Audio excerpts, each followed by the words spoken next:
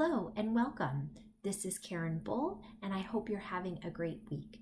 Today I will be creating an inked background using alcohol ink Yupo paper, some alcohol inks, and alcohol ink blending solution. I started with Shell Pink, Salmon, Mountain Rose, and Pearl Mixative alcohol inks. You can see as I add the ink to the paper how beautifully the inks start to move across that Yupo paper. Now bear with me, I know right now it looks like a bunch of blobs on this paper. However, I'm going to get my straw and start moving this ink across the paper, using my breath through the straw to really get that ink to move and blend and smooth out. Sorry, my head gets in the way right there, but you can see that ink is starting to move across the paper. When the ink stops to move, I add some of that ink alcohol blending solution, and that allows me to manipulate that ink a little bit more. And when this is done, the finished product is just beautiful. There's such a shine and a shimmer across that paper that is just amazing result. So there you can see how beautiful it is in the way the light hits that ink on that paper. Today I will be using Hero Art's Nasturtium, I hope I'm saying that correctly, stamp set. It is a beautiful vine and flower stamp set, and I am going to use the coordinating dies. So here I'm using some Nina Solar White 110 pound cardstock, and I will start with my vine image. I will ink up using the lightest green ink first, which is Fresh Lawn. Then I will move on to Forever Green. The parts of the stamping that I did not include in this are the flowers and the details of the flowers, along with the butterfly and the detail of the butterfly. And the reason I didn't do that is because the video was extremely long. So for those, I used orange soda, tangerine, and pale tomato. But if you have any questions about the supplies that I use, they will be listed below in my blog. Okay, so I have stamped the initial image and I am working on the second layer in the stamp set to add the details to the vines. The details this stamp offers are absolutely beautiful, and I really wanted them to stand out.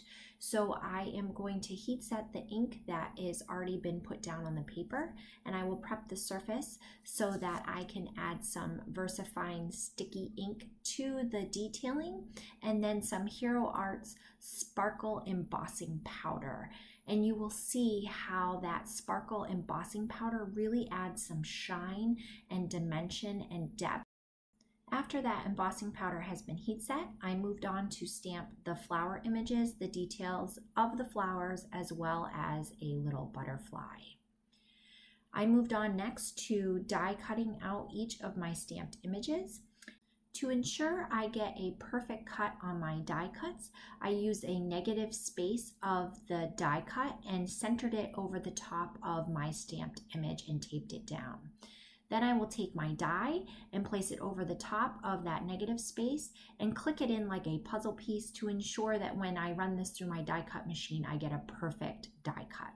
I put a piece of typing paper over the top of my images to ensure my images don't get damaged when running through my machine. I am using the new Hero Arts Infinity rounded corner rectangle dies. Here I am starting to die cut the frame for the front portion of my card. I will now use a tiny die to cut out the window of this frame. Here I am being careful to center that frame in the middle of my bigger white cardstock piece. Now I will cut that beautiful alcohol ink background that I created.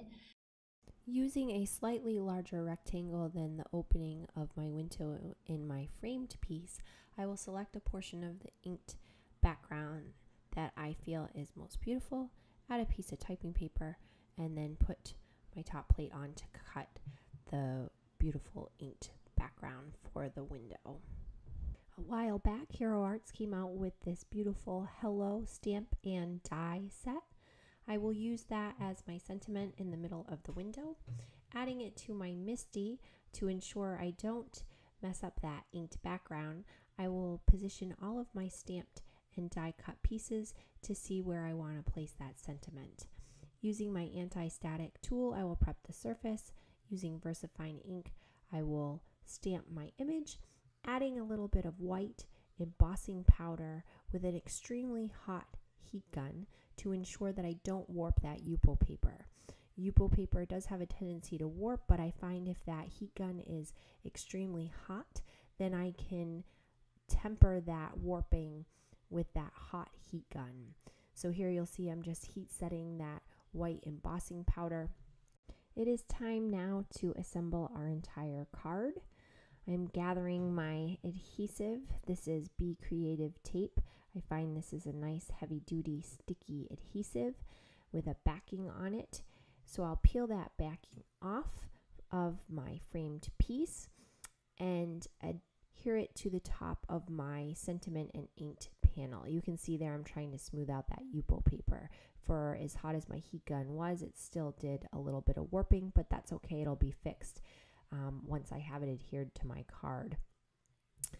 Additionally, I use a piece of white craft foam to bump up this framed sentiment to give it a little bit of dimension and rise. I find that the craft foam will provide nice even coverage and dimension in behind my paneled piece. You can see there is a smidge bit of hangover there, and I'm just using my craft scissors to cut off the edges so that they won't show once my paneled piece is adhered to my top folding note card. Next, it's time to assemble all of my stamped pieces around the frame. This is the best part of creating the card, in my opinion, because all that hard work finally comes together. So using some foam tape, I will do my best to provide equal coverage on the backs of each of my stamped images to ensure that they hold up when traveling through the mail. We as card makers put a lot of time into making our cards, and we want to ensure that they look beautiful when they get to our recipient. This card will come together rather quickly because all of our pieces have been made in advance, and you'll see me work to position the flowers around the frame and the sentiment, ensuring that I do not cover up that beautiful white heat embossed sentiment. Here I am removing the backing off of our foam adhesive and will place the flowers across the frame, ensuring I do not cover up our sentiment. By using the MISTI, I was able to ensure the placement of that sentiment. And while you do not need a stamp positioner tool, I find that it is extremely helpful in my stamping practice. From my stash, I found these really fantastic mirrored confetti gems.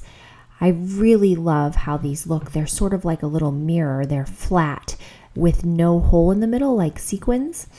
Using a strong liquid adhesive and my jewel picker, I will place each of these cute little confettis around my finished card for placement. I find that helps me figure out exactly where I want to put each of these pieces before gluing them down permanently.